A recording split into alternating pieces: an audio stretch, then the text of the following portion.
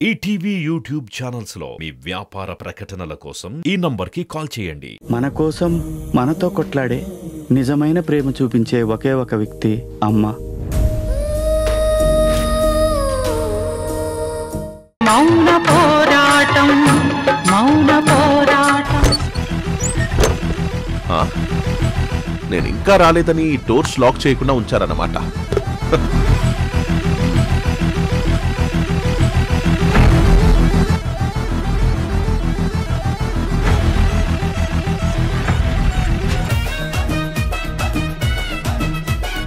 రాజశేఖర్,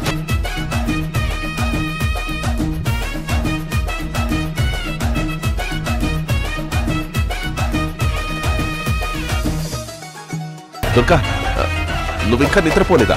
లేదు రాజశేఖర్, నీకోసమే ఎదురు చూస్తున్నాను. నా కోసమా?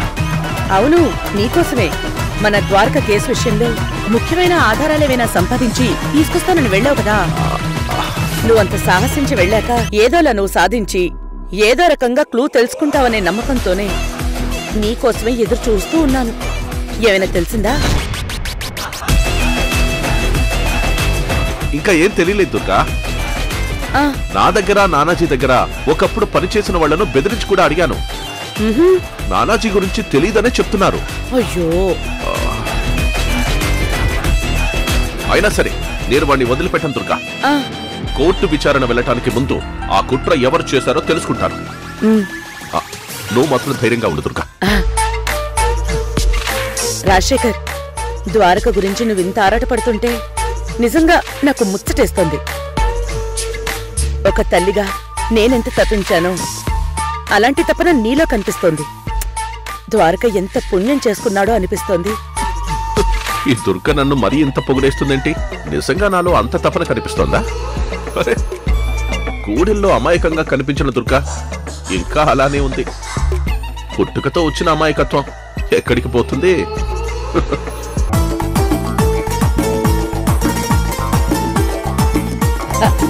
రాజశేఖర్, ఏంటి ఆలోచిస్తున్నావు? ద్వారక గురించే కదా? అవును దుర్గా, మన ద్వారక గురించే. సరే, నువ్వెప్పుడు భోంచేసావో ఏంటో. రా, వచ్చి భోంచేద్దు గాని. ఏమైంది? రా, భోంచేద్దు గాని.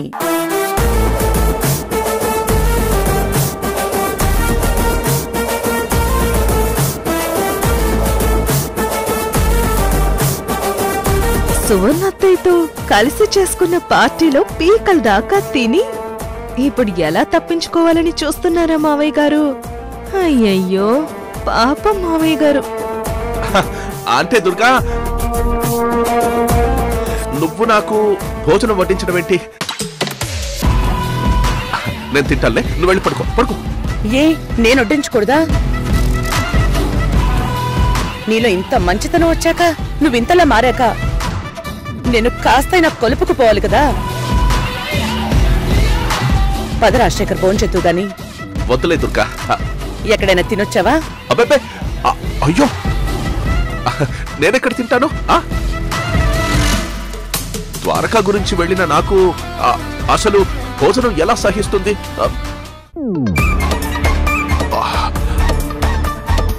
రాజశేఖర్ మావయ్యకు ఈవిడ భోజనం వడ్డిస్తాననడం ఈ ఇంట్లో ఏంటో ఈ కొత్త సంవత్సరంలో కొత్త కొత్త వింతలు చూడాల్సి వస్తుంది. ఓ, అయితే నువ్వు ఆకలిగా ఉన్నట్టున్నావు. ఇంకా ఆలోచన ఎందుకు? రా, భోంచెద్దు గాని. రా, భోంచెద్దు. ద్వారక గురించి నీ ఒక్కడికే కాదు, ఇక్కడ అందరికీ బాధగానే ఉంది. అంత మాత్రాన్ని తినకపోతే ఎలాగా? రా. ఎక్కర్రీ చేశాను, మేమందరం తిన్నాం. నువ్వు ఒక్కడవే తినాలి. రా, భోంచెద్దు. అయ్యో దుర్గా, నీకెలా చెప్పాలి అసలు? అరే, ఇంకేం మాట్లాడుకొచ్చి తిను. రా. తప్పదా? రా రాజశేఖర్.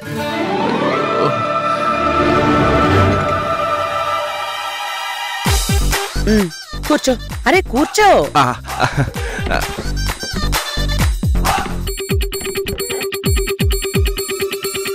చాలు. చేతి ఇంకా పెట్టనే లేదు. పెట్టని. దుర్గా, ఆకలి మీద ఉన్నావు కదా. అయ్యో, ఎక్కువైపోతుంది. నేనంత తినలేను. చాలు ద్వారక చాలు గురించి దుర్గా. ఆలోచించి అయ్యో. ఆలోచించి నువ్వు అసలు అన్నమే తినడం లేదు. చాలు. తిను. ఇదిగో చాలు, అప్పడం చాలు. కూడా వేసుకోండి.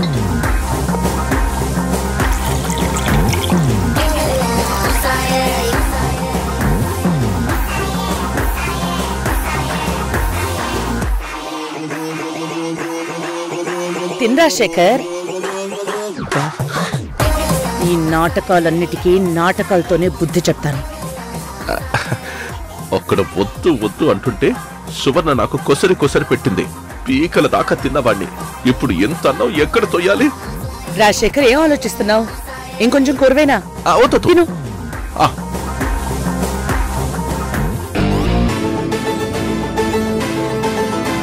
నక్షత్ర, అత్తయ్య ఇక్కడే ఉన్నావా? రా రా రా రా.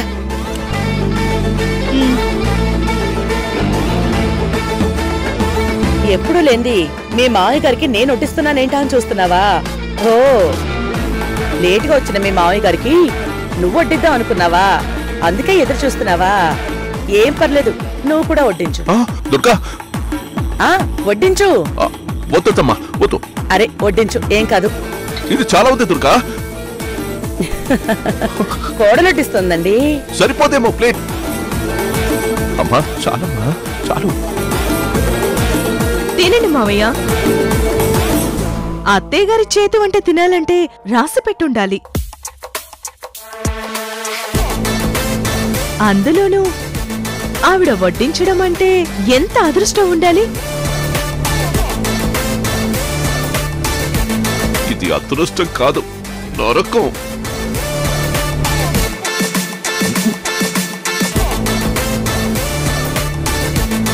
మావయ్య గారు తినండి. తొందర పెట్టుకమ్మా, తింటున్నాను.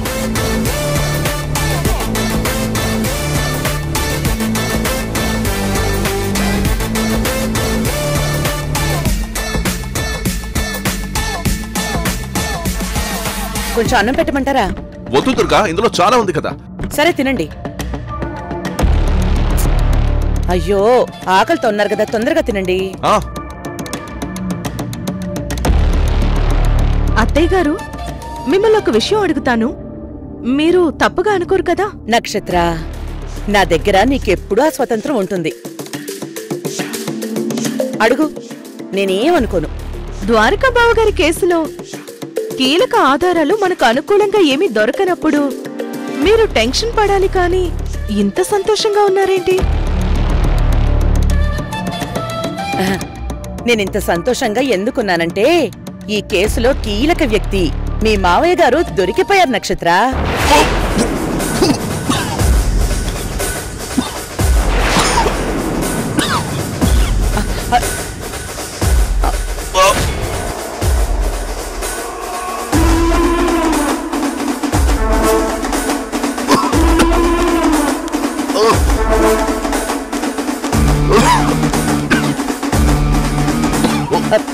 రాజశేఖర్, మంచినీళ్ళు తాగు. అరే తాగు, పొలమరినట్టుంది.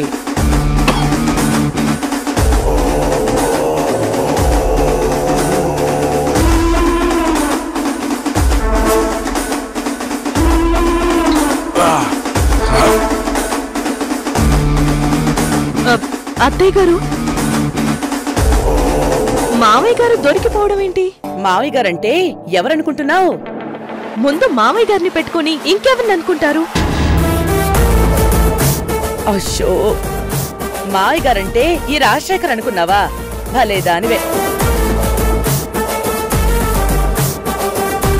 ఏంటి నక్షత్ర, నువ్వు మారిపోయిన రాజశేఖర్ మీద నీకు అనుమానం రావచ్చా?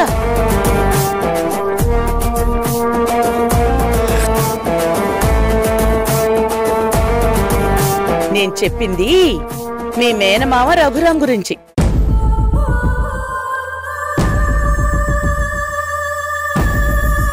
అత్తయ్య, మనం అతని వైపు నుంచి ఆలోచించలేదు కదా. అప్పుడొకసారి నగలు దొంగతనం చేసి మయూరి మీద మోపి గొడవ చేశాడు. అలా ఏమైనా చేసుండొచ్చు కదా అనిపించింది. మా మావయ్య అలాంటి పని చెయ్యరు. అయినా ద్వారకా బావ మీద మా మావయ్యకి ఏం కక్ష ఉంటుంది కదా? మీ మావయ్య కక్షే ఉంటుంది. అలా చేసుండండి. నువ్వు మారిపోయావు, మీ రఘురామ్ మావయ్య మారిపోయాడు, ఈ రాజశేఖర్ కూడా మారిపోయాడు. అందరూ మంచివాళ్ళుగా మారిపోయారు. ఆ సువర్ణేమో నానాజీ అక్కడికొచ్చి వెళ్ళాడు గాని ఈ కుట్రతో ఏ సంబంధం లేదు అంది. ఎవరై ఉంటారు? ఎవరిని అనుమానించాలి? ఒకవైపు నానాజీ చనిపోలేదేమో అనే డౌట్ కూడా వస్తోంది. దుర్గా, నానాజీ చనిపోయాడు, అందులో ఎటువంటి అనుమానము లేదు. అదేంటి రాజశేఖర్, అదేదో డెడ్ బాడీని స్వయంగా చూసినట్టు, దగ్గరుండి పోస్ట్ మార్టం చేయించి డాక్టర్ రిపోర్ట్ చదివినట్టు అంత కన్ఫర్మ్ గా ఎలా చెప్తున్నావు?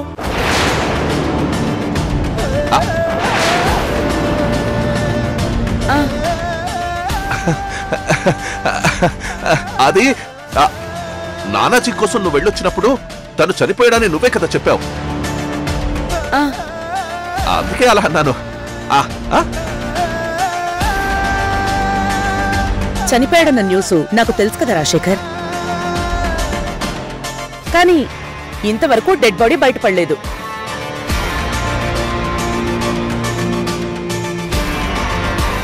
తనింకా బతికుండొచ్చేమో అనిపిస్తోంది.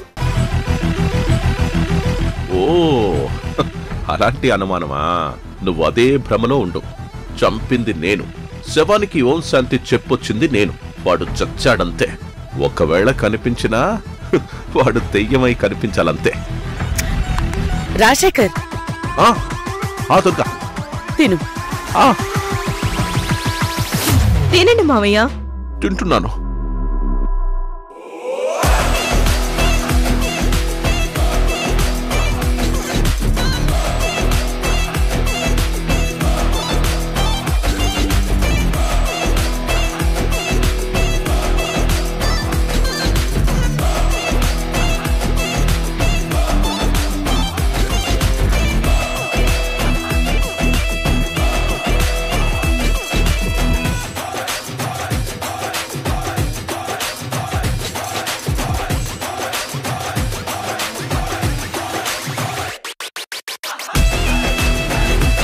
అమ్మో, వద్దు వద్దు దుర్గా,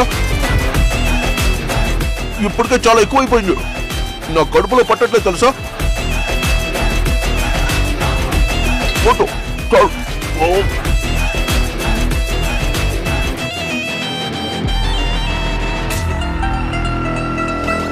నేను కూడా వెళ్ళి పడుకుంటానత్తయ్య. అరే నక్షత్ర, ఒక్క నిమిషం. మీ మావయ్య తిన్న ప్లేట్ ని తీసి ఇక్కడ క్లీన్ చేసేయ్.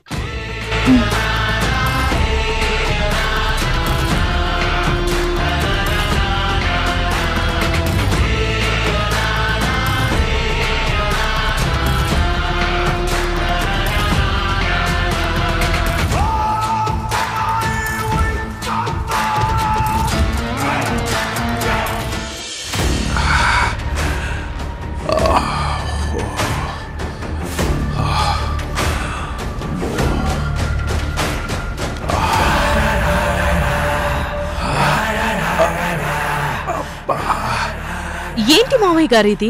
ఈ కొత్త సంవత్సరంలో ఇంకెన్ని వింతలు చూడాలనుకున్నానో లేదో అలాంటివి జరుగుతూనే ఉన్నాయి.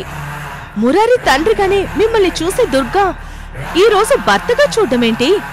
అంత ప్రేమగా మాట్లాడటమేంటి? భోజనం వడ్డించడం ఏంటి? చాలా వింతగా ఉంది. తాగిన మత్తు కొంచెం కొంచెం దిగుతుంటే నాకు కూడా అనుమానం వస్తుందమ్మా. అసలు నాకెందుకలా మర్యాదలు చేసిందంటావు? ఈ మర్యాదల వెనక ఏదో స్కెచ్ ఉందేమో అనిపిస్తుంది మామయ్య గారు. అంటే నీ ఉద్దేశం? మిమ్మల్ని ఏమైనా అనుమానిస్తుందేమోనని నాకనిపిస్తుంది. ద్వారక నా ప్రాణం అన్నాను. ఈ కుటుంబం నా ఊపిరన్నంతలా దుర్గను నమ్మించాను నక్షత్ర.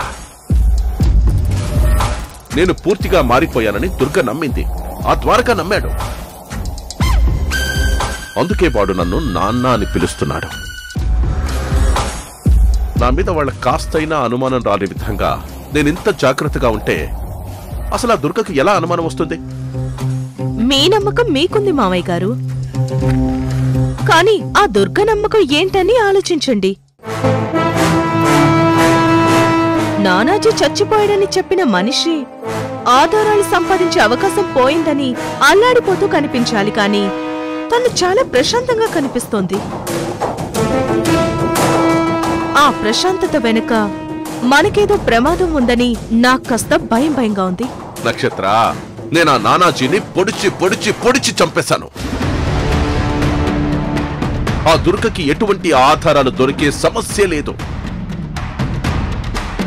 అలాంటప్పుడు మనం భయపడాల్సిన అవసరం లేదు. ఎందుకైనా మంచిది, తనని మనం ఒక కంట కనిపెడుతూనే ఉండాలి. మనం జాగ్రత్తగా ఉండాలి. రక్తమంటిన నా చేతులకు అసలు మట్టి అంటదు నక్షత్ర. నేనన్ని జాగ్రత్తలు తీసుకున్నాను. చూడు, నా మీద అసలు ఎవ్వరికీ అనుమానమే రాదు. మీరింత ధైర్యం చెప్తుంటే నాకు కాస్త కాన్ఫిడెన్స్ వస్తుంది మావయ్య గారు. కానీ మీరే మీ కొడుక్కి శిక్ష పడేలా చూస్తున్నారు. కొంచెం కూడా ఆ ద్వారక మీద మీకు జాలేయట్లేదా? నక్షత్ర, ఆ దుర్గ మీద నీకెప్పుడైనా జాలేసిందా? మా అమ్మను చంపిన మనిషి మీద నాకెందుకు జాలిస్తుంది మావయ్య గారు? ద్వారక విషయంలో నాకు కూడా అంతే. ఆ మురారి నా కొడుకమ్మా. ఆ ద్వారక ఎప్పటికీ నా కొడుకు కాలేడు. వాడి యూనిఫామ్ టచ్ చేస్తేనే నా చంప పగలగొట్టినవాడు. ఒకప్పుడు నా కాలర్ పట్టుకుని నన్ను స్టేషన్కి ఈడ్చుకెళ్లినవాడు. అరే, వాడు నా కొడుకేంటి? వాణ్ణి నా కొడుకుగా, ఆ దుర్గని నా భార్యగా నేనెప్పటికీ యాక్సెప్ట్ చేయను. ఆ రోజు గవర్నమెంట్నే కదిలించి నా మెడలు వంచి నా చేత్తో తాళి కట్టించుకున్న దుర్గకి ఈ రోజు మెడలు విరిగి గుండెలు పగిలేలా శిక్ష వెయ్యబోతున్నాను. శిక్ష. ఈ నేరాలన్నీ చేసింది ద్వారకే అని కోర్టులో రుజువై వాడికి శిక్ష పడుతుంది. కన్న కొడుకు దూరమై ఈ దుర్గ పిచ్చిదవుతుంది. ఇలాంటి నేరాలు చేసే వాళ్ల ఇంట్లో ఉంటే పరువు తక్కువ అని నెమ్మదిగా ఈ మురారికి నచ్చజెప్పి దుర్గనిచ్చి తీసుకెళ్లిపోవాలి. అవును మావయ్య గారు, ఫైనల్ గా ఈ దుర్గ ఏకాకవ్వాలి. ఎప్పటికైనా నన్ను తన కాళ్ల దగ్గరికి రప్పించుకుంటానని శపథం చేసిన దుర్గని నా కాళ్ల దగ్గరికి రప్పించుకుంటాను. ఫైనల్ గా జరిగేది ఇదే. మీ అమ్మ ఆత్మకు కూడా శాంతి కలుగుతుంది. నువ్వు ధైర్యంగా ఉన్న నక్షత్ర. అలాగే మావయ్య, ఈ నమ్మకంతోనే ఉంటాను. కాకపోతే ఆ దుర్గ ప్లానింగ్ ఏంటో మురారి ద్వారా కాస్తైనా తెలుసుకునే ప్రయత్నం చేస్తాను.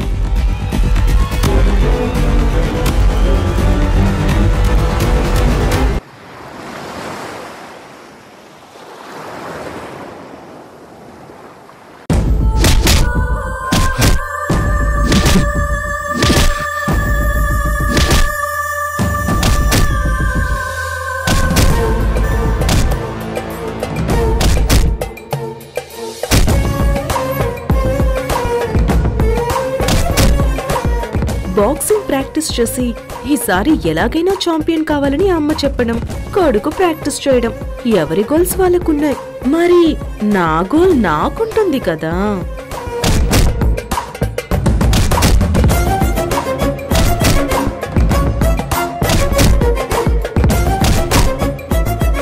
మురారి, నక్షత్ర, ప్రాక్టీస్ ఆపి కాసేపు నాతో మాట్లాడొచ్చు కదా. నక్షత్ర, కాసేపటి తర్వాత నేనే వస్తాను.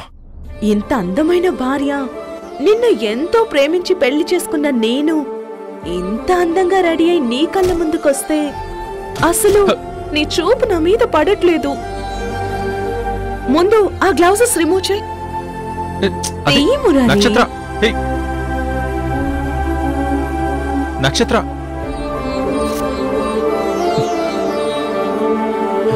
నక్షత్ర, ఈసారి టోర్నమెంట్లో నేను విన్ అవ్వాలి. ఛాంపియన్గా నేను అన్నయ్య కనిపించాలి. ఇది నా ఆశయం మాత్రమే కాదు, అమ్మ ఆశయం కూడా. నేను ఛాంపియన్ అయితే అమ్మ అన్నయ్య ఎంత ప్రౌడ్గా ఫీల్ అవుతారు. అంతెందుకు, నువ్వెంత హ్యాపీగా ఫీల్ అవుతావు. మురారి, మీ అమ్మ కిక్ బాక్సింగ్ లో నువ్వు గెలవాలని కోరుకుంటుంది. కాని నేను నీకు ఎక్కడ దెబ్బలు తగులుతాయో, నీకేమైనా అవుతుందేమోనని టెన్షన్ పడుతున్నాను. రూల్స్ ప్రకారం జరిగే ఆటలో అలాంటివేం జరగవు నక్షత్ర. నా గురించి నువ్వు అలాంటి టెన్షన్స్ ఏం పెట్టుకోకు. నీకే ప్రమాదం జరగకుండా నువ్వు ఛాంపియన్ అయితే అందరికంటే ఎక్కువ సంతోషించేదాన్ని నేనే. అవును మురారి, అత్తయ్య గారు ఉన్నట్టుండి మావయ్యని తీసుకుని బయటకు వెళ్లారు. ఎక్కడికి వెళ్తున్నది నీతో ఏమైనా చెప్పారా? చెప్పలేదు నక్షత్ర. చెప్పలేదా? ఎక్కడికి తీసుకువెళ్ళినట్టు? కోర్టు విచారణ దగ్గర పడుతుంది కదా, అన్నయ్య కేసు విషయం గురించే వెళ్ళినట్టున్నారు. నానాజీని మావయ్య గారు చంపేశాక ఇంకా కేసు గురించి ఎక్కడ తిరిగినా ఫలితం శూన్యమే మురారి. నక్షత్ర, ఏం ఆలోచిస్తున్నావు? ఏం లేదు మురారి, నీకు కాఫీ తీసుకొస్తాను, ఉండు.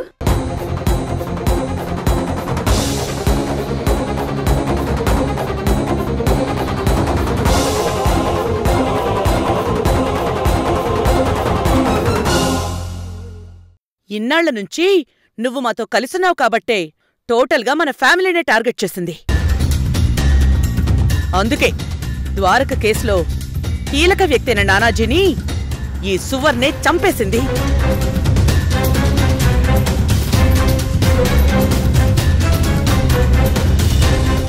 నేను చంపానా? నేను చంపలేదు. సువర్ణ చంపలేదా? అయితే నువ్వు చంపావా? ఈటీవీ విన్ యాప్ రోజుకి కేవలం రూపాయి మాత్రమే. ఇప్పుడే ఈటీవీ విన్ యాప్ డౌన్లోడ్ చేసి సబ్స్క్రైబ్ చేయండి.